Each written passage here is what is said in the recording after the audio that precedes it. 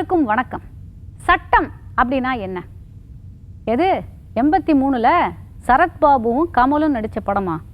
அதில் கூட மாதவி மையமாக இருப்பாங்க. ரொம்ப முக்கியம். அதை பற்றி நான் இங்கே பேசலைங்க. சட்டம் அப்படின்னா ஒரு நாட்டோடைய குடிமக்களாக நாம் வாழும்போது நமக்கு எது லீகலி அலவுட், எது லீகலி அலவுட் இல்லை, எது நமது உரிமை, எது நமது உரிமை இல்லை அப்படின்னு சொல்கிற விஷயந்தாங்க சட்டம். இதில் பார்த்தீங்கன்னா சில சட்டங்கள் ரொம்ப சிம்பிளாக இருக்கும், ஈஸி டு அண்டர்ஸ்டாண்ட். இப்போது 2 வீலரில் போகிறோம், ஹெல்மெட் போட்டுக்கணும், காரில் போகிறோம், சீட் பெல்ட் மாட்டிக்கணும், எமர்ஜென்சி எக்ஸிட்டை ஃப்ளைட்டில் தேவையில்லாமல் பிடிச்சி இழுக்கக்கூடாது, இதெல்லாம் சின்ன குழந்தைய கூட தெரியுங்க. ஆனால் சில சட்டங்கள் பார்த்திங்கன்னா கொஞ்சம் காம்ப்ளிகேட்டடாக இருக்குங்க. அதாவது ஓப்பன் டு இன்டர்பிரிட்டேஷனாக இருக்கும். இதை உதாரணமாக எப்படி புரிய வைக்கிறதுனா, நான் ஒரு பசில் ஒன்று கேட்குறேன். அதாவது ஒரு ட்ரிக் கொஷின். ஒரு அப்பாவும் ஒரு பையனும் ஒரு காரில் போயிட்டுருக்காங்க. அந்த காருக்கு ஆக்சிடெண்ட் ஆகிடுது. அவங்க 2 பேரையும் ஹாஸ்பிட்டலில் சேர்த்துடுறாங்க. அந்த ஹாஸ்பிட்டலில் ஒரு டாக்டர் ஐயோ மகனே அப்படின்னு தபன்னு ஓடி வராரு. ஏற்கனவே அப்பான்னு சொன்னோம். அப்போ இந்த டாக்டர் யார்? இதுதான் அந்த ட்ரிக் கொஷின். இந்த பசிலுக்கு ஏற்கனவே விட தெரிஞ்ச உங்களில் நிறையா பேர் இது என்ன பிரமாதம், அந்த டாக்டர் அந்த பையனுடைய அம்மா அப்படின்னு ரொம்ப சாமர்த்தியமாக பதில் சொல்லுவீங்க. அதுதான் இல்லை. நான் கேட்ட கேள்வி என்ன, ஒரு அப்பாவும் ஒரு பையனும் அப்படின்னு நான் சொன்னேன். அப்போது அந்த பையனோட அப்பா தான் அது அப்படின்னு நான் சொல்லவே இல்லையே. பாருங்க, ஒரே ஒரு சின்ன வார்த்தை பிரயோகத்தினால ஒரு பசிலோட ஒரு ட்ரிக் கொஷினோட விடையே வேற மாதிரி இன்டர்பிரேட் ஆகுது. இன்ஃபேக்ட் இந்த பசிலுக்கு இன்னொரு இன்டர்பிரிட்டேஷன் கூட இருக்குங்க. அதாவது நான் என்ன சொன்னேன், டாக்டர் மகனேன்னு ஓடி வந்தாருன்னு. அந்த மகன் அந்த அப்பாவா கூட இருக்கலாம்ல. ஏன்னா அந்த பையனுக்கு ஒரு அப்பா இருக்கிற மாதிரி அந்த அப்பாவுக்கும் ஒரு அப்பா இருந்திருக்கலாம்ல. அப்பா சொல்கிற எனக்கே குழம்புது. இப்படி ஒரு சின்ன பசில், ஒரு ட்ரிக் கொஷனுக்கே இத்தனை இன்டர்பிரிட்டேஷன் இருக்கும்போது ஒரு சட்டத்துக்கு எவ்வளோ இன்டர்பிரிட்டேஷன்ஸ் இருக்கிறதுக்கு வாய்ப்பு இருக்குது. யோசிச்சு பாருங்கள். அந்த மாதிரி ஒரு சட்ட சிக்கல்னால, ஒரு சட்டத்தை புரிஞ்சிக்கிறதுல ஏற்பட்ட சிக்கல்னால உருவான ஒரு வழக்கை பற்றி தான் இன்னைக்கு நிகழ்ச்சியில் நம்ம பார்க்க போகிறோம். போகலாம். பஞ்சாப் மாநிலம் சண்டிகரில் உள்ள மத்திய அரசின் graduate institute of medical education and research நிறுவனத்தில் 2005ஆம் ஆண்டு முதல் நர்சிங் அதிகாரியாக பணியாற்றுபவர் தீபிகா சிங். கடந்த 2014ஆம் ஆண்டு அமர் சிங் என்பவரை தீபிகா சிங் திருமணம் செய்து கொண்டார். இந்த திருமண பந்தத்தில் 2019ஆம் ஆண்டு தீபிகா சிங்கிற்கு ஒரு ஆண் குழந்தை பிறந்துள்ளது. இதையடுத்து மத்திய அரசில் பணியாற்றும் பெண் ஊழியர்களுக்கு சட்டப்படி வழங்கப்பட்டுள்ள மேட்டர்னிட்டி லீவ் எனப்படும் 6 மாத கால மகப்பேறு விடுப்பு வேண்டி அலுவலகத்திற்கு விண்ணப்பித்துள்ளார் தீபிகா சிங். ஆனால் தீபிகா சிங்கிற்கு மகப்பேறு கால விடுப்பு அளிக்க இயலாது என விண்ணப்பத்தை நிராகரித்துள்ளது முதுகலை மருத்துவ கல்வி மற்றும் ஆராய்ச்சி மைய நிர்வாகம். என்னங்க இது, உலகத்தில் நடக்காத அதிசயமா? கல்யாணம்னு ஒன்று நடந்தால் குழந்தைன்னு ஒன்று பெறதான் பெறுவாங்க. அதுலேயும் இந்த கல்யாணம் முடிச்ச கையோட ரிலேட்டிவ்ஸில் பூமர் அங்கிள் பூமர் ஆண்டிலாம் இருப்பாங்க. எப்போ குழந்தை பெற்றுக்கு போகிற, எப்போ குழந்தை பெற்றுக்கு போகிறேன்னு குடைச்சல் கொடுத்தே குழந்தைய பெற வச்சுருவாங்க. ஆனால் நல்ல வேளைங்க, தீபிகா சிங்குக்கு அந்த மாதிரி ரிலேட்டிவ்ஸ் யாரும் இல்லைன்னு நினைக்கிறேன். அதனால் அவங்களுக்கு ப்ரெஷரே எதுவுமே இல்லாமல் 2014 கல்யாணம் ஆகி 2019 தான் கன்சீவ் ஆகி ஒரு குழந்தைய பெறுறாங்க. அதுலேயும் தீபிகா சிங் ஒரு மத்திய அரசு பெண் ஊழியர். 1972ஆம் ஆண்டு இயற்றப்பட்ட சென்ட்ரல் சிவில் சர்வீசஸ் விதி 43 படி ஒரு மத்திய அரசுடைய பெண் ஊழியருக்கு 6 மாத கால மகப்பேறு விடுப்பு அப்படிங்கிறது அவங்களுக்கு அளிக்கப்பட்ட ஒரு அடிப்படை உரிமை. இந்த மெட்டர்னிட்டி லீவ் இல்லை அப்படின்ன உடனே தீபிகா சிங் பயங்கர கோவப்பட்டு PGIMERோடைய நிர்வாகத்துக்கிட்ட விளக்கம் கேட்டார் தீபிகா சிங். அதுக்கு இந்த PGIMER நிர்வாகம் ஒரு விளக்கம் கொடுத்தாங்க. அந்த விளக்கத்தை கேட்டு தீபிகா சிங் அதிர்ச்சி அடைஞ்சாங்களோ இல்லையோ, நான் ரொம்ப ஷாக் ஆகிட்டேன். கேளுங்க, நீங்களும் ஷாக் ஆவீங்க. அவங்க என்ன சொன்னாங்கன்னா, தீபிகா உங்களுடைய அஃபீஷியல் ரெக்கார்ட்ஸ் எல்லாம் நாங்கள் எடுத்து பார்த்தோம். அதில் ஏற்கனவே உங்களுக்கு 2 குழந்தை இருக்குன்னு நீங்கள் தாங்க பதிவிட்டிருக்கீங்க. அந்த 2 குழந்தைங்களுடைய பராமரிப்புக்காக, அதாவது பெரியவனுக்கு பல்வலி டாக்டர்கிட்ட கூட்டிகிட்டு போனோம், சின்னவனுக்கு செஸ் காம்படிஷன், சைக்கிள் டெஸ்ட்டுக்காக இவனை தயார்படுத்தணும், சைக்கிளில் விழுந்து அவன் முட்டையை உடச்சிக்கிட்டான், அதுக்கு டாக்டர்கிட்ட கூட்டிகிட்டு போனோம், மூக்கொழுகுது, முதுகு வலி அப்படின்னு 1008 காரணங்கள் சொல்லி ஏற்கனவே நீங்கள் நிறையா சைல்டு கேர் லீவெல்லாம் எடுத்துட்டீங்க. இந்த 1972ஆம் ஆண்டு இயற்றப்பட்ட சென்ட்ரல் சிவில் சர்வீசஸுடைய விதி 43 படி ஏதோ விடுப்பு இருக்குன்னு சொன்னீங்க பார்த்தீங்களா, அது முதல் 2 குழந்தைகளுக்கு மட்டும்தாங்க அப்ளை ஆகும். இப்போ நீங்கள் பெற்றெடுத்திருக்கிற இந்த குழந்தை 3வது குழந்தை அப்படிங்கிற அடிப்படையில் தான் வரும். அதனால் இந்த குழந்தைக்கு அந்த லீவை நாங்கள் கொடுக்க முடியாது அப்படின்னு சட்டத்தில் இதுக்கு இடம் இல்லைன்னு திட்டவட்டமாக சொல்லிட்டாங்க. ஆனாலும் குடும்பத்தில் குழப்பத்தை உண்டாக்குற மாதிரியே இல்லை. தீபிகா சிங்குக்கு ஏற்கனவே எப்படிங்க 2 குழந்தைங்க? பார்த்துட்டு வரோம். தீபிகா சிங்கின் கணவர் அமர் சிங் ஏற்கனவே கடந்த 2000ஆம் ஆண்டு ஒரு பெண்ணை திருமணம் செய்துள்ளார். அந்த திருமண பந்தத்தில் அவர்களுக்கு 2 குழந்தைகள் பிறந்துள்ளன. இவ்வாறான நிலையில் அமர் சிங்கின் மனைவி 2013ஆம் ஆண்டு நோய்வாய்ப்பட்டு இறந்துவிட்டார். மனைவியை இழந்த அமர் சிங் கடந்த 2014ஆம் ஆண்டு தீபிகா சிங்கை மறுமணம் செய்துள்ளார். இந்த திருமண பந்தத்தில் தனக்கு பிறந்த குழந்தைக்காகத்தான் மகப்பேறு கால விடுமுறை வேண்டி விண்ணப்பித்திருந்தார் தீபிகா சிங். ஆனால் கணவர் அமர் சிங்கின் முதல் திருமண பந்தத்தில் பிறந்த 2 குழந்தைகளையும் சேர்த்து தீபிகா சிங் மொத்தம் 3 குழந்தைகளுக்கு தாய் என்ற கணக்கில் 3வது குழந்தைக்கான மகப்பேறு கால விடுப்பு வழங்க 1972ஆம் ஆண்டு சென்ட்ரல் சிவில் சர்வீசஸ் விடுமுறை விதிகளில் இடமில்லை. எனவே மகப்பேறு கால விடுப்பு வழங்க இயலாது என்பதே முதுகலை மருத்துவக் கல்வி மற்றும் ஆராய்ச்சி மைய நிர்வாக தரப்பின் விளக்கம். ஓஹோ, இதுதான் விஷயமா? அதாவது ஒரு படத்தில் ஒரு டைலாக் வருங்க, மாப்பிள்ளை இவர் தான், ஆனால் அவர் போட்டிருக்கிற சட்டை என்னுடையதுன்னு. அந்த மாதிரி இந்த 2 குழந்தைங்களுடைய அப்பா தீபிகா சிங்குடைய கணவர் அமர் சிங், ஆனால் அம்மா தீபிகா சிங் கிடையாது. அந்த குழந்தைங்களுடைய பயாலஜிக்கல் மதர் அமர் சிங்குடைய முதல் மனைவி. ஆனால் அதே டைலாகை வச்சு பார்த்தோமே, ஆனால் மாப்பிள்ளை இவர் சட்டையை போட்டிருந்தாலும் இவரா தாலி கட்ட போகிறாரு, மாப்பிள்ளை தானே கட்டி ஆகணும். அதே மாதிரி இந்த குழந்தைங்களுடைய அப்பா அமர் சிங்காக இருந்தாலும் அந்த குழந்தைங்களை வளர்த்தது, சிறந்த முறையில் பராமரித்தது எல்லாமே தீபிகா சிங் தானேங்க.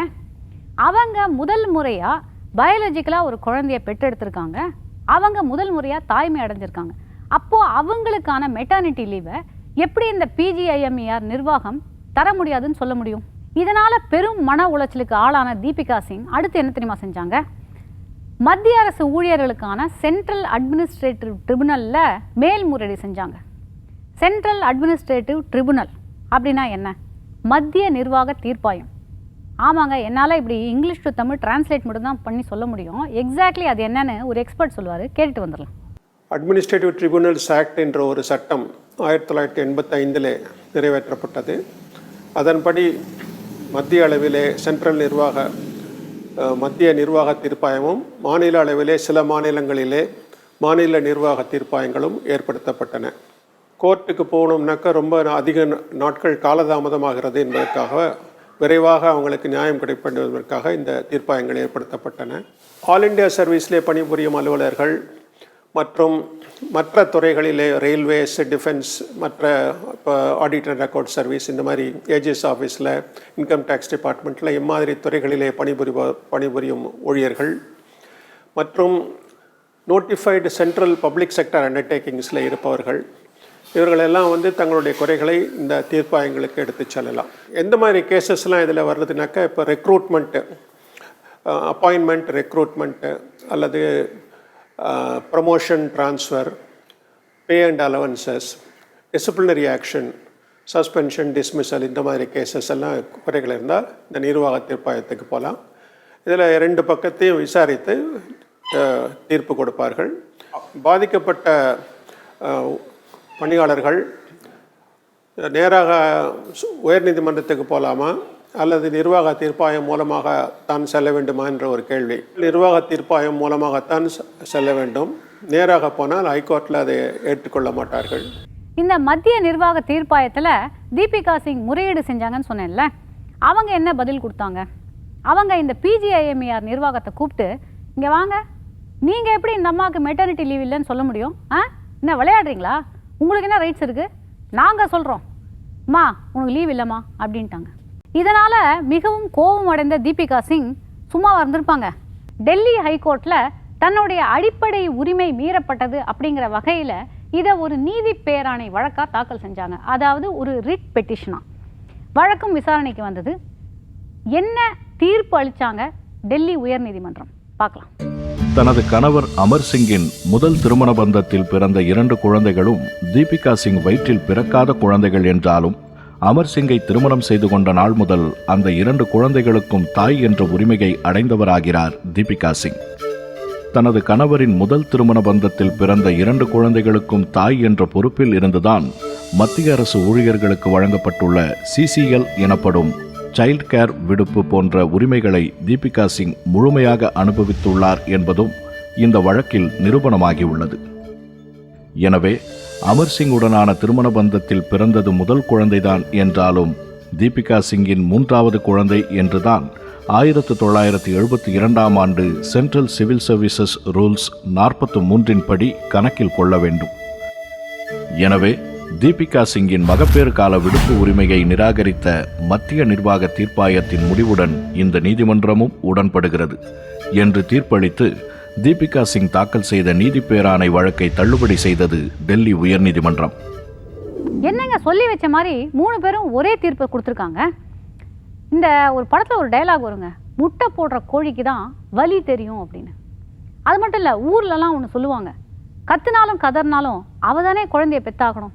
அந்த வகையில் தான் முதல் முறையாக அடைஞ்ச தாய்மை, 10 மாதம் குழந்தைய வயிற்றில் சுமந்த சிரமங்கள், அதனால் உடலில் ஏற்பட்ட உடல் உபாதைகள், உடல் மாற்றங்கள், மன அழுத்தங்கள், மருத்துவ பரிசோதனைகள், பிரசவ வேதனை, இது எல்லாத்தையுமே சட்டத்துக்கு முன்னாடி கணக்கில் எடுத்துக்கொள்ளப்படுமா அப்படின்னு யோசிச்சு பார்த்தோமே. ஆனால் இல்லை அப்படின்னு தானேங்க பதில் வருது. இந்த மாதிரி தர்க்க ரீதியான கேள்விகள் தீபிகா சிங்குடைய மனசில் எழுந்து அவங்க இதை ஒரு சவாலாகவே எடுத்து சுப்ரீம் கோர்ட் வரைக்கும் போய் பார்த்துடலாம் அப்படின்னு ஒரு முடிவு பண்ணாங்க. உச்சநீதிமன்றத்தில் இந்த வழக்கு மேல்முறையீடாக தாக்கல் செய்யப்பட்டு வழக்கும் 2022ஆம் ஆண்டு விசாரணைக்கு வந்தது. இந்த விசாரணையில் அமர்ந்தது சந்திரசூட் அவர்கள். 2 தரப்பு வழக்கறிஞர்களுடைய வாதங்களும் அனல் பறந்ததுங்க.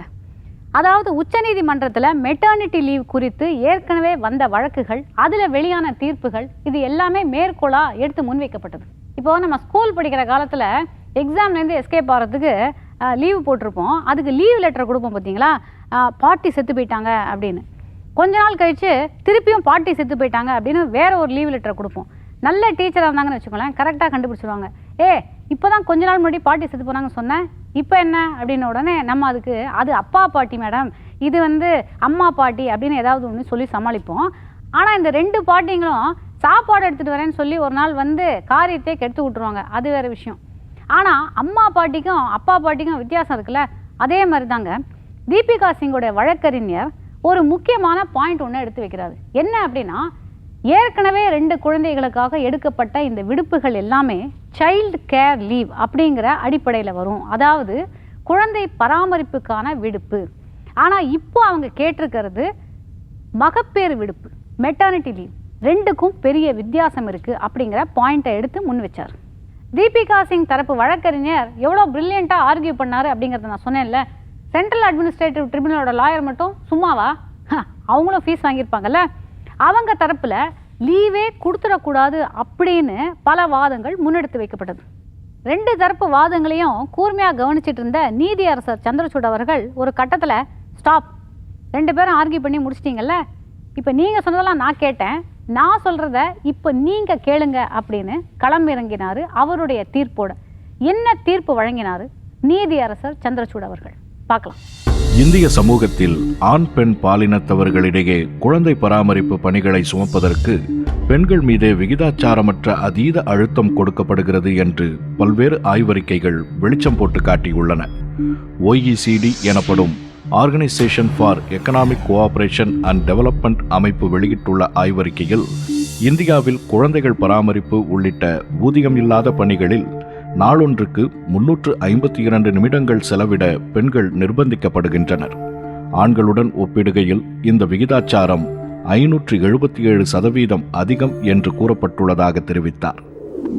இத்தகைய சூழலில் மகப்பேறு, குழந்தை பராமரிப்பு போன்றவற்றை கருத்தில் கொண்டு பெண் தொழிலாளர்களுக்கு சாதகமான பணிச்சூழல்களை ஏற்படுத்தி கொடுப்பதில் அரசாங்கங்களுக்கும் தொழில் நிறுவனங்களுக்கும் மிகுந்த பொறுப்பு உள்ளது. 1972ஆம் ஆண்டு மத்திய பணியாளர் நடைமுறை விதி 43 பெண் ஊழியர்களுக்கு ஆதரவான ஒரு சூழலை வழங்கியுள்ள போதிலும் குழந்தை பராமரிப்பில் பெண்கள் மட்டுமே தொடர்ந்து முதன்மை பொறுப்பு வகிக்கும் நிர்பந்தம் நம் சமூகத்தில் உள்ளது. மத்திய பணியாளர் நடைமுறை விதி 43 கீழ் வழங்கப்பட்டுள்ள மகப்பேறு விடுப்பு என்பது வேலைவாய்ப்புகளில் பெண்களுக்கான பிரதிநிதித்துவத்தை தொடர்ந்து தக்க வைப்பதை எளிதாக்கும் நோக்கம் கொண்டது. சட்டம் இயற்றும் அமைப்புகளின் இந்த நோக்கம் ஏற்றுக்கொள்ளப்படாவிட்டால் பெண்கள் மற்றும் குழந்தைகள் நல மேம்பாடு என்பதன் நோக்கமும் முற்றிலும் சிதறடிக்கப்பட்டுவிடும். இதனால் குழந்தை பிறப்பு மற்றும் குழந்தை பராமரிப்பு ஆகிய காரணங்களுக்காக பணியிடங்களிலிருந்து பெண்கள் வெளியேறுவதற்கு தற்போதைய சமூக சூழல்கள் வழிவகுக்கும். குழந்தை பிறப்பு என்பது ஒரு இயற்கையான வாழ்க்கை நிகழ்வாக வேலைவாய்ப்பின் பின்னணியில் புரிந்து கொள்ளப்பட வேண்டும். அவ்வாறே மகப்பேறு விடுப்புக்கான சட்ட நடைமுறை விதிகளையும் அந்த கண்ணோட்டத்தின் பின்னணியில்தான் புரிந்து கொள்ள வேண்டும். சட்டம் மற்றும் சமூகத்தில் குடும்பம் என்ற கருத்தாக்கத்தின் புரிதல் இதுவே. தனது கணவரது முதல் திருமணத்தில் பிறந்த 2 குழந்தைகளுக்கும் தாய் என்ற பொறுப்பை தீபிகா சிங் ஏற்றுக்கொண்ட நாள் முதல் அமர் சிங்கின் குடும்ப அமைப்பு மாறியுள்ளது என்பதை இந்த வழக்கு சுட்டிக்காட்டுகிறது. நீதிமன்றங்கள் இதுபோன்ற சூழ்நிலைகளை எதிர்கொள்ளும் போது சட்டத்தின் பலனை தடுப்பதற்கு பதிலாக அதன் நோக்கத்தை நடைமுறைப்படுத்த முயற்சிப்பது சிறந்தது. மேற்கூறிய காரணங்களின் அடிப்படையில் தீபிகா சிங்கின் மகப்பேறு கால விடுப்பை மறுத்து மத்திய நிர்வாக தீர்ப்பாயம் பிறப்பித்த உத்தரவு தவறு என்று இந்த நீதிமன்றம் முடிவு செய்கிறது. அதேபோன்று டெல்லி உயர்நீதிமன்றம் இந்த வழக்கில் தீபிகா சிங்கிற்கு எதிராக பிறப்பித்த உத்தரவும் நிறுத்தி வைக்கப்படுவதாக தீர்ப்பளித்து வழக்கை முடித்து வைத்தார் நீதியரசர் சந்திரசூட். அப்பா நல்ல வேலைங்க, இந்த தீபிகா சிங்குக்கு அந்த லீவை கொடுத்துட்டாங்க. இல்லைன்னு வைங்களேன், அவங்க ஒரு குழந்தைய பெற்றாங்கல்ல, அந்த குழந்தைக்கு நாளைக்கு கல்யாணம் ஆகி அந்த குழந்தைக்கு ஒரு குழந்தை பிறக்கிற வரைக்கும் இவங்க போராடி ரிட்டையர்மெண்ட்டுக்கு அப்புறமாவது அந்த லீவை கண்டிப்பாக வாங்கியிருப்பாங்க. சிங்கு பெரிய கிங்கு. ஆனால் தீபிகா சிங் போன்றவருடைய போராட்ட குணத்தை நம்ம பாராட்டியே ஆகணுங்க. ஏன்னா இந்த நபர்களால் தான் நம்மளுடைய அடிப்படை உரிமைகளை பற்றின புரிதல் மேம்படுது, விரிவடையுது. சட்டத்தில் சொன்னது தான், இதில் கடுகளவு கூட மாற்றத்துக்கு இடமே இல்லை அப்படின்னு 3 இடங்களில் தீபிகா சிங்குக்கு மெட்டர்னிட்டி லீவ் மறுக்கப்பட்டது. ஆனால் அதே சட்டத்தை நான் முதல்ல சொன்னேன் பார்த்தீங்களா, சட்டம் அப்படிங்கிறது ஓப்பன் டு இன்டர்பிரிட்டேஷன். அந்த வகையில் ஒரு சமூக பார்வையோட சமூக அக்கறையோட இன்டர்பிரேட் பண்ண நீதியரசர் சந்திரசூட் அவர்கள் பெண் உரிமைக்கு ஆதரவாக ஒரு முன்மாதிரியான தீர்ப்பை வழங்கினது பாராட்டுதலுக்குரியதுங்க. அட என்னங்க அது, நார்த் கொரியாவில் கிம் ஜாங் உன் என்னடானா நம்ம நாட்டில் பாப்புலேஷன் ரொம்ப கம்மியாயிடுச்சு, எல்லாரும் நிறையா குழந்தைய பெற்றுக்கோங்க அப்படின்னு கதறிட்டு இருக்கான். இன்ஃபேக்ட் பல ஸ்காண்டினேவியன் கண்ட்ரீஸில் குழந்தை பெற்றுக்கிறதுக்கு பேரண்ட்ஸுக்கு பெனிஃபிட்ஸ் நிறையா கொடுக்குறாங்க. Paternity leave, maternity leave, social security, insurance, விட்டா பெரியமா பெரியப்பாக்கெலாம் லீவு கொடுப்பாங்க. ஆனால் பாருங்கள், நம்ம ஊரில் இந்த தீபிகா சிங் ஒன்று கண்ணுன்னு ஒரு குழந்தைய பெற்றுட்டு அதுக்கான மெட்டர்னிட்டி லீவுக்கு இவ்வளோ அல்லாடி இருக்காங்க. சரி, இந்த தீபிகா சிங்குக்கு அடுத்து ஒரு குழந்தை பிறகுதுன்னு வச்சுக்கோங்களேன், அதுக்கு லீவு கொடுப்பாங்களா கொடுக்க மாட்டாங்களா? லீவுன்னு சொன்ன உடனே எனக்கு ஒரு விஷயம் ஞாபகத்துக்கு வருதுங்க. இருங்க, நான் லீவு கேட்கணும், இந்த ஷோ டைரக்டர்கிட்ட கேட்டுருவோம். ஹலோ, சார், ஒன்றும் இல்லை, இன்றைக்கி எபிசோடை ஷூட் பண்ணிட்டோம். அடுத்தடுத்த எபிசோட்ஸ் எடுக்கிறதுக்கு முன்னாடி எனக்கு ஒரு 1 மாதம் லீவு வேணும். எது, லீவு போட்டு போனால் ஆங்கரை மாற்றிடுவீங்களா? சார், நான் சும்மா விளையாட்டு கேட்டேன் சார். நானே இருந்து அந்த எபிசோடெலாம் நானே முடிச்சு கொடுத்துட்றேன் சார். தேங்க்யூ. ஆங்கரை மாற்றிடாதீங்க சார். அப்பா, இந்த லீவுக்காக நான் என்ன சுப்ரீம் கோர்ட்டுக்கா போக முடியும்? செய்யும் தொழிலே தெய்வம், வேலையை பார்ப்போம். சரி, அடுத்த வாரம் இதே மாதிரியான ஒரு விசித்திரமான வழக்கோட உங்களை நான் சந்திக்கிறேன். லீவு தான் கொடுக்க மாட்டேன்னு சொல்லிட்டாங்கல்ல, நான் தான் உங்களை சந்திச்சாகணும். பார்க்கலாம்.